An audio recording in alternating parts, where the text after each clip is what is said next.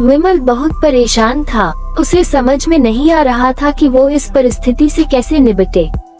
वो अपनी माँ को बहुत चाहता था, किंतु उसकी पत्नी और बच्चे उसकी माँ से बहुत दूर भागते थे, क्योंकि उसकी माँ की एक आंख नहीं थी, साथ ही उसकी कमर भी 90 अंश पर चुकी थी। वैसे वो अपना काम सब खुद कर लेती है, किंतु फिर भी वो उसकी पत्नी और बच्चों के लिए हमेशा खटकती है। दादी, आप ऊपर के कमरे में जाओ, मेरे दोस्त आ रहे हैं, विमल के बेटे अखिल ने बड़े बेरुखी से कहा। पर बेटा, मैं तो यहाँ बहुत दूर बैठी हूँ, विमल की माँ ने बहुत प्यार से कहा। नहीं, आप उनके सामने मत रहो, वो मुझे चिढ़ाते हैं, अखिल ने जोर से डांटते हुए कहा। क्या हुआ अखिल, क्यों चिल्ला रहे हो? विमल की पत्नी कामनी ने किचन से ही आवाज लगाई। देखो ना माँ, ये दादी यही ड्राइंग रूम में बैठी हैं और मेरे दोस्त आ रहे हैं, अखिल ने शिकायत भरे लहजे में कहा। माँ जी, आप ऊपर चली जाओ, क्यों हम लोगों को लजवाती हो? कामनी ने बेटे का पक्ष लेते हुए कहा। बेचारी सरस्वती चुपचाप उठकर जीने के सहारे ऊपर जाने लगी। कमर झुकी होने के कारण उन्हें ऊपर चढ़ने में बहुत परेशानी हो रही थी, किंतु वो पूरी ताकत से ऊपर के एक अकेले कोने वाले कमरे में जाकर बैठ गई। विमल बाजू के कमरे से सब सुन रहा था। उसे कष्ट हो रहा था कि उसकी माँ को अपमानित होना पड़ रहा है, किंतु वो असहाय था। अगर वो कुछ कहता है तो पत्नी और बच्चे उसका विरोध करने लगते हैं। दूसरे उनके तर्क भी सही लगते हैं। चूंकि वो एक प्रशासनिक अधिकारी था, उसका सामाजिक स्तर बहुत ऊंचा था। उसकी ससुराल भी एक उच्च घराने में थी, अतः वह चुपचाप इस तरह हर दिन अपनी माँ को अपमानित होते देखता रहता था। रात को विमल की पत्नी ने कहा, देखो जी, अब कुछ करो। कल कलेक्टर साहब की पत्नी आई थी। माँ जी अपनी देशी धुनधारा में उनसे मिली। मुझे बहुत शर्म आ रही थी बताते हुए कि ये मेरी सास है। मैंने कह दिया कि दूर की रिश्तेदार है, इलाज कराने आई है। विमल को रोना आ गया, किंतु फिर भी वह चुप रहा। उसे समझ में नहीं आ रहा था कि वो क्या करे। अपने बेटे की मन स्थिति को सरस्वती अच्छी तरह से जानती थी और बेटे को कोई कष्ट न हो, इसलिए वो हर बात को चुपचाप सह लेती थी। विमल बहुत उदास रहने लगा।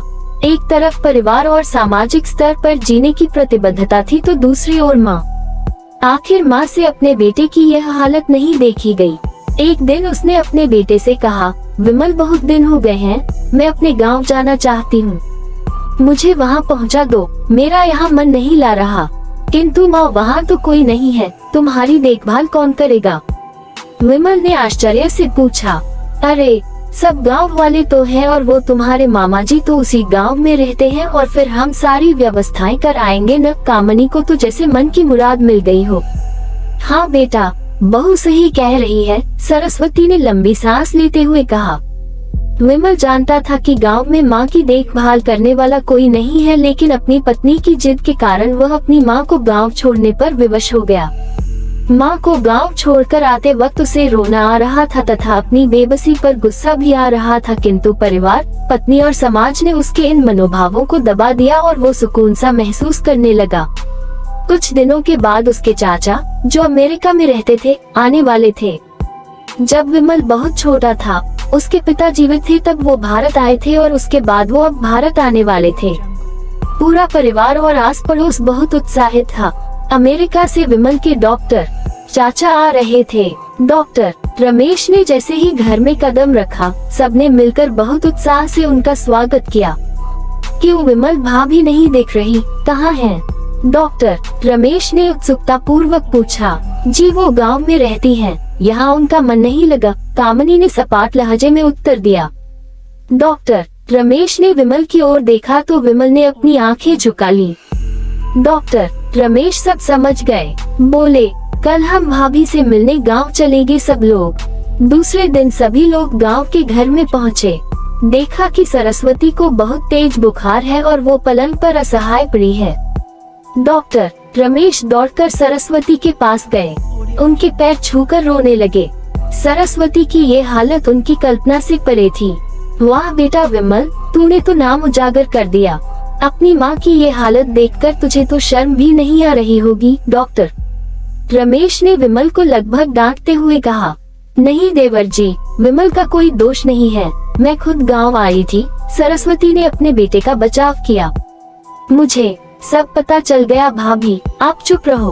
क्यों बहू, तुम्हें अपनी सास की कुरूपता पसंद नहीं है? समाज में तुम्हें नीचा देखना पड़ता है ना? डॉक्टर रमेश ने कामनी की ओर व्यंग्य से देखा। कामनी निरुत्तर होकर विमल को देखने लगी। आज तुम जिस सामाजिक स्तर पर हो वो इन्हीं के संघर्षों की देन है। और बेटा विमल, तुम्हें शायद मालूम न हो कि बचपन में जब तुम 1 साल के थे तब छत से नीचे गिरने के कारण तुम्हारी एक आंख फूट गई थी और तुम्हारी रीढ़ की हड्डी में भी समस्या थी। तब तुम्हारी इस कुरूप माँ ने अपनी एक आंख और अपना बोन मेरो तुम्हें देकर इतना सुंदर स्वरूप दिया था। कामनी बेटा, इतने सालों तक संघर्ष करके बेटे को प्रशासनिक अधिकारी बनाने वाली इस संघर्षशील औरत की तुम लोगों ने यह दशा कर दी। तुम्हें ईश्वर कभी माफ नहीं करेगा। डॉक्टर रमेश की आंखों से अश्रु जलधारा बह रही थी। अब भाभी, आप मेरे साथ अमेरिका जाएंगी, यहाँ इन स्वार्थी लोगों के बीच नहीं रहेंगी। डॉक्टर रमेश ने सरस्वती से कहा। विमल को तो काटो तो खून नहीं था। डॉक्टर रमेश जो उसके चाचा थे, उन्होंने जो राज बताया उसके बाद तो विमल को यही लग रहा था कि उससे ज्यादा पापी इंसान इस दुनिया में कोई और है ही नहीं। वो दौड़ता गया और माँ सरस्वती के कदमों से लिपट गया। माँ, मेरा अपराध अक्षम्य है। मैं जानबूझकर चुप्पी साधे रहा, आपका अपमान करवाता रहा। अब सिर्फ आप ही उस घर में मेरे साथ रहेंगी और कोई नहीं। विमल ने आग्नेय दृष्टि से अपनी पत्नी और बच्चों को देखा। कामनी को भी बहुत पश्चाताप हो रहा था, किंतु उसकी हिम्मत नहीं हो रही थी कि वो सरस्वती से आंख मिलाए। सरस्वती ने कामनी की मन स्थिति को समझकर उसको पुचकारते हुए अपने पास बुलाया और विमल को डांटते हुए कहा, खबरदार, जो मेरी बहू को मुझसे अलग करने की कोशिश की तो तुझे ही घर से बाहर निकाल दूंगी।